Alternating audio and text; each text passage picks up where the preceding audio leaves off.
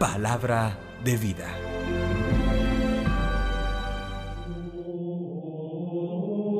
Lectura del Santo Evangelio según San Juan, capítulo 2, versículos 13 al 22.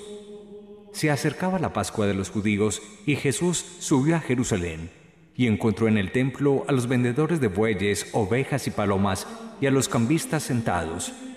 Y haciendo un azote de cordeles, los echó a todos del templo, ovejas y bueyes, y a los cambistas les esparció las monedas y les volcó las mesas. Y a los que vendían palomas les dijo: «Quiten esto de aquí, no conviertan en un mercado la casa de mi Padre». Sus discípulos se acordaron de lo que está escrito: «El celo de tu casa me devora». Entonces intervinieron los judíos y le preguntaron: «¿Qué signos nos muestras para obrar así?». Jesús contestó: «Destruyan este templo y en 3 días lo levantaré». Los judíos replicaron: 46 años ha costado construir este templo, y tú lo vas a levantar en 3 días. Pero él hablaba del templo de su cuerpo.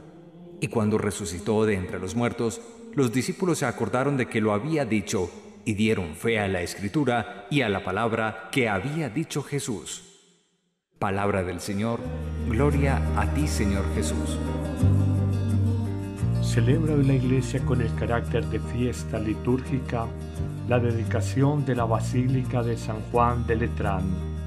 La palabra basílica significa casa del Rey, y en el caso concreto de esta gran iglesia, que fue consagrada en el año 324 por el Papa Silvestre I, hablamos de la Catedral del Papa, y en su frontispicio tiene esta leyenda: madre y cabeza de todas las iglesias de la ciudad y del mundo.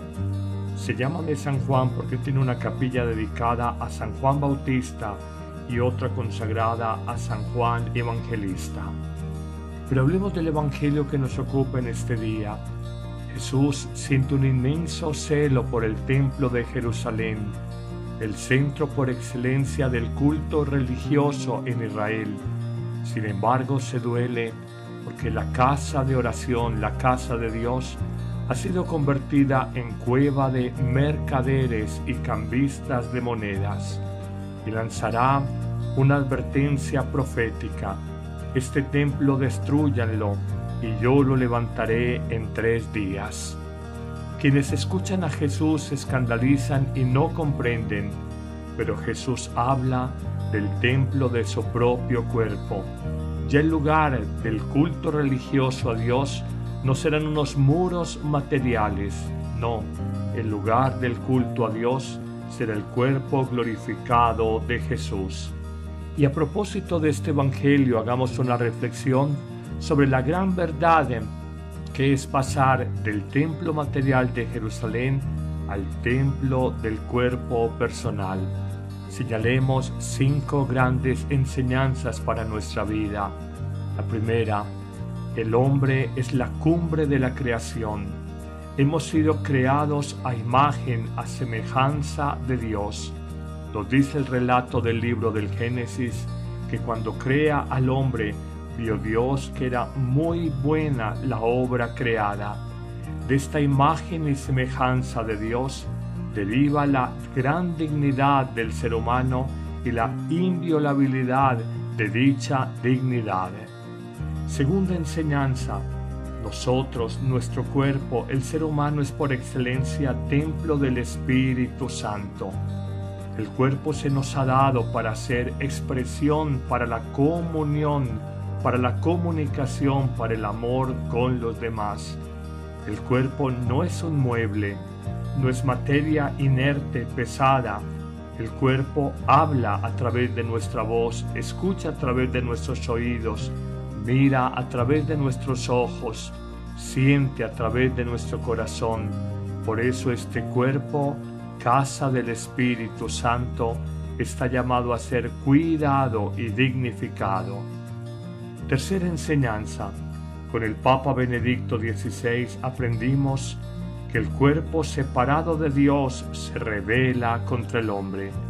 El Papa Benedicto en su momento hacía una alusión explícita a una sexualidad deshumanizada, un hombre que utiliza todo el potencial de amor y de comunicación afectiva simplemente para encerrarse en sí mismo, en sus emociones y deseos egoístas, no buscando la donación y la entrega sexoafectiva, sino la cosificación del otro por el camino de la apropiación. Hoy conoce el mundo la tristeza de la esclavitud, de la adicción a muchas formas de pornografía, concretamente la pornografía online, donde con el propio cuerpo se vulgariza la vida, se exhibe como mercancía barata, se oferta a los demás para despertar todo tipo de pasiones desordenadas y autodestructivas.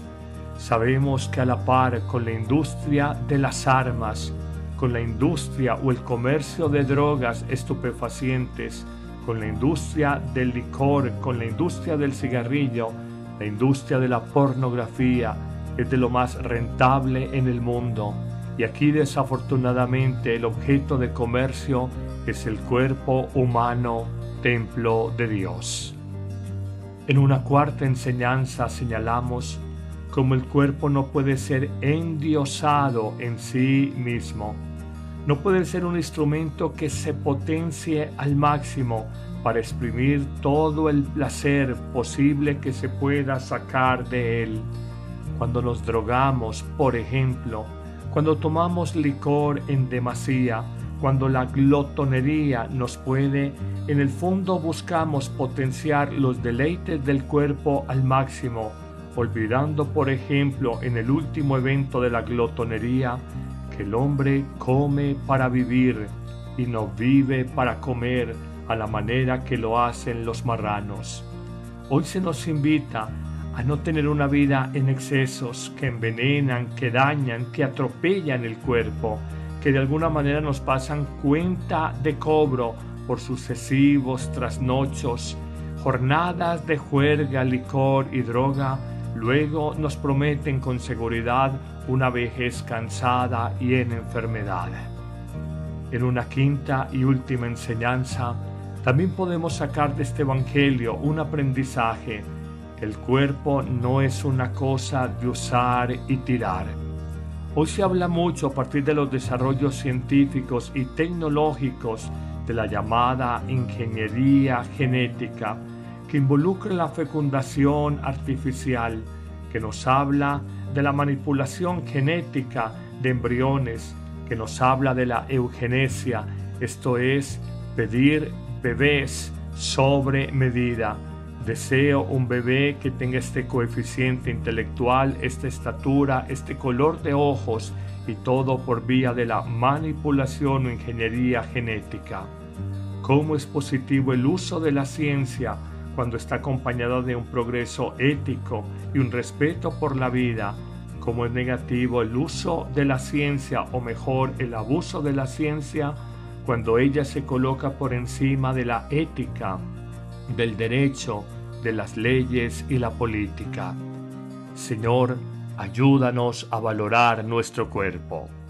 Que el Señor te bendiga en este día, en el nombre del Padre, y del Hijo, y del Espíritu Santo. Amén.